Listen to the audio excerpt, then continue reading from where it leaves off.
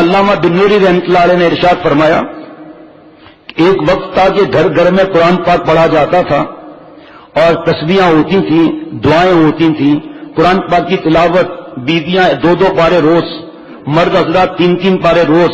حافظ قرآن سے تو حضرت فرماتے تھے 3 پارے سے کم نہیں کرنا. حافظ قرآن سے حضرت فرماتے تھے 3 پارے سے کم نہیں کرنا.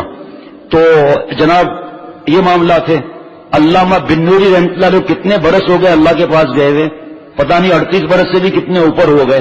اس وقت حضرت نے فرمایا تھا کہ آج اس قرآن پاک کی تلاوت، ذکر اور نوافل کی جگہ نعوذ باللہ اخبارات، رسائل، ڈائجسٹ، فوش اور ٹی وی نے اس کی جگہ لے لی ہے. اب اور ترقی کر دی حرام کام کے اندر. اب اس وقت کیا حالات ہیں، ایزی پیکج، 2 بجے تک 3 بجے تک فون پہ باتیں ہو رہی ہیں. کل ایک کوٹدو میں پرسوں خواتین کے لیے یہاں سے لائیو بیان ہوا تھا، اور یہ جمعرات نہیں، اگلی جمعرات کو 11 بجے لاڑکانہ میں انشاءاللہ تعالی خواتین کے لیے یہاں سے بیان ہوگا. تو یہ چیزیں پڑھ کے بتائی تھی کہ شوہر بلائے اور نہ آئے اور شوہر ناراض ہو کے سو جائے، ساری رات فرشتے اس عورت پہ لعنت کرتے ساری رات. تو یہ چیزیں اب ہمارے سے اب نکل گئیں، اور اس کی جگہ اللہ معاف فرمائے کیبل اور یوٹیوب، فیس بک، کارٹون اور نیوز چینل، پاگلوں کی طرح نیوز چینل سنتے رہتے ہیں. کیوں؟ تاکہ سب سے پہلے میں خبر آگے پہنچاؤں. تو کوئی بی بی سی کا نمائندہ ہے بھائی؟ تو کر ساری خبروں سے بے خبر مجھے، الہی بچ رہا ہوں، ایک خبردار تیرا. دوسری بات کہ پہلے بتا چکا ہوں، اب زیادہ تفصیل نہیں بتاؤں گا کہ یہ نیو ایئر، ویلنٹائن ڈے، یہ کرسمس، یہ ہولی، یہ دیوالی جو اس کی نقل کرتے ہیں، سالگرہ، مہندی، مایوں، صحرا بندی، ناچ گانا، ڈسکو، بے پردگی، اڑیانی، یہ سب کے سب کفار کی باتیں ہیں. اور حدیث پاک ہے جو جس قوم کی نقل کرے گا اس کے ساتھ اس کا معاملہ ہوگا. دوسری حدیث پاک کا مفہوم ہے جو جس کی تعداد بڑھائے گا اس کے ساتھ معاملہ ہوگا. تو آتش بازی کے لیے پیسے دینا دینے والے کی پکڑ کا خطرہ ہے. اور بعض لوگ ان گناہوں میں نہیں ہوتے لیکن اپنے بچوں کو لے کر چھتوں پر یا روڈوں پر جا کر فائر ورکس دیکھتے ہیں. ذرا دوست کو اٹھا لینا، ذرا یہ سامنے دوست بیٹھے ہیں ان کو اٹھا لینا ذرا.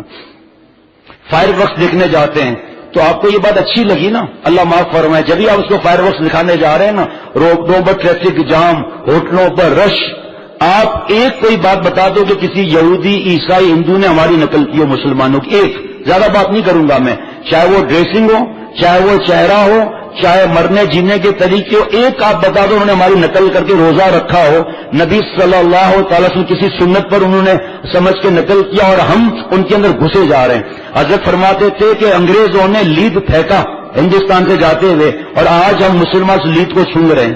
آج ہمیں پیارے نبی صلی اللہ علیہ وسلم طریقے پسند نہیں، جو ہندو لے آئے طریقے شادی کے، غمی کے، اور رات دن اس پہ لگے ہوئے ہیں، ان کا کپڑا، ان کا اسٹائل، جو نیا فیشن آتا ہے کہاں سے آیا؟ ہندو عورتوں سے آیا.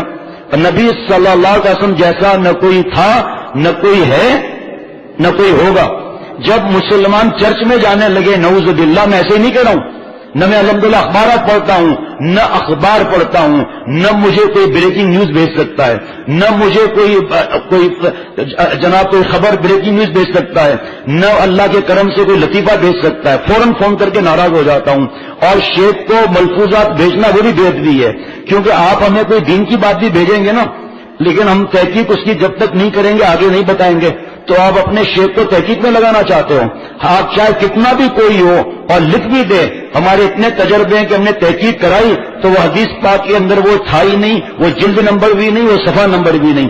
چاہے کتنے بھی لے کے، ہمیں کیا معلوم کسی کا ملفوظ آپ نے آگے بڑھا دیا، ہمیں کیا معلوم آپ کو کسی نے حدیث پاک کا حوالہ دے کے آگے بڑھا دیا، آپ نے مجھے بھیج دیا اور نیچے لکھا ہے کہ اس کو اتنا پھیلاؤ واپس تیرے پاس آ جائے. کیوں؟ تمہارا مرغی چرایا ہے ہم نے؟ اتنا پھیلاؤ تو تمہارا اور کوئی کام ہی نہیں ہے. اتنا میں اپنی تلاوت صحیح کر لوں، اتنا میں قاری صاحب سے کہوں میرے ایک رکوع اور سن لیجئے، میں درود شریف کی تسبیح پڑھ لوں. آج جمعرات ہے، چھوٹا درود شریف میرے شیخ نے فرمایا تھا، اس شیخ نے اجازت دی تھی، صحت دیکھ کر ایک تسبیح اور پڑھ لوں. جمعے کی رات ہے، جمعے کے دن میں کیوں مسائل کے پیچھے لگوں، ان کے پیچھے چیکنگ کروں؟ میں مغرب سے پہلے آ کر مسجد میں بیٹھ کر دعا نہ مانگوں؟ کیونکہ جمعے کے دن مغرب سے پہلے دعا قبول ہوتی ہے. اپنے ماں، بہن، بہو، بیٹی کو کہہ کے بچوں کو بٹھاؤ، 10 منٹ باقی ہے مغرب میں، جان نماز پر بٹھاؤ، مننے مننے ہاتھ اٹھواؤ اور کہو میرے پوتے سے کہ پوتا دعا کر کے اللہ ہمارے بوڑھے دادا کو معاف کر دے، پوتے کو نوازے کو بٹھاؤ کہ اپنے نانا کے لیے دعا کرو کہ اللہ ہمارے بوڑھے نانا کو معاف کر دے، کیا گھر کا ماحول ہوگا؟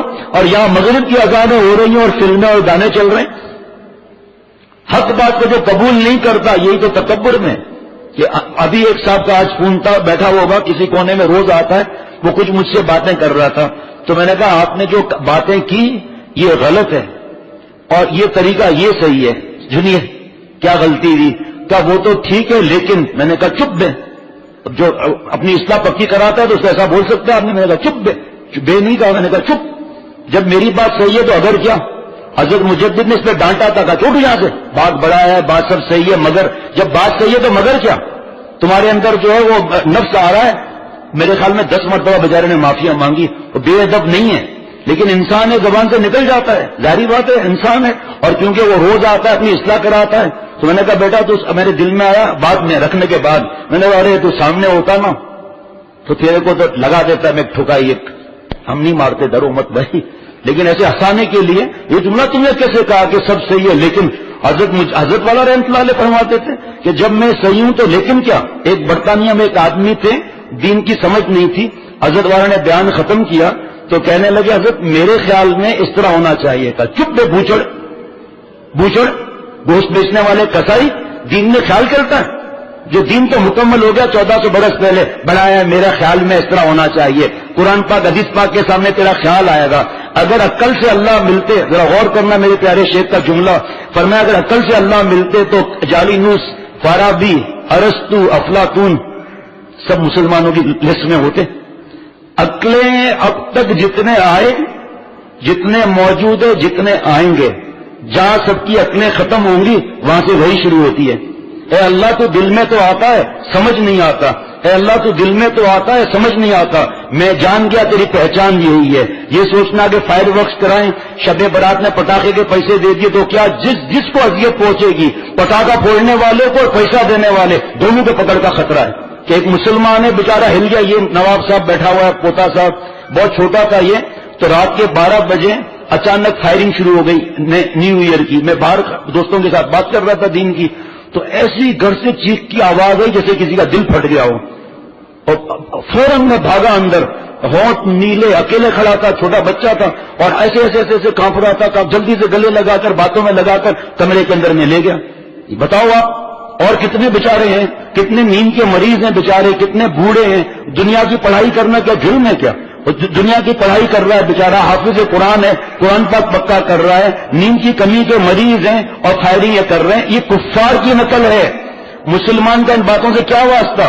اس لیے ہٹ بک کرائے جاتے ہیں، فارم ہاؤس بک کرائے جاتے ہیں کہ ہر سال کوئی نہ کوئی سختی ہوتی ہے، جاؤ شہر سے باہر نکال کر لڑکے لڑکیاں جائیں، اور جب ہمارا ایمان یہ ہو جائے کہ اسلامی ایک ملک کے اندر کرسمس ٹری اتنا بڑا بنایا جا رہا ہے، پورے دنیا کا ورلڈ ریکارڈ نعوذ باللہ، اور مسلمان ملک کے اندر جوان بیٹیاں یہاں سے بغیر محرم کے، چاہے محرم بھی ہو، 500 600 700 ڈالر کا ایک رات کا کمرہ، اور جو $35 میں بھی کوئی نہیں پوچھتا تھا، اور 6 7 راتیں، بتاؤ کتنے لاکھ روپے ہو گئے، بے حیائی اریانی فحاشی دیکھنے کے لیے اور بدماشیاں کرنے کے لیے۔ تو اسی لیے تو پھر ہمیں سکون چین بھی نہیں ملتا۔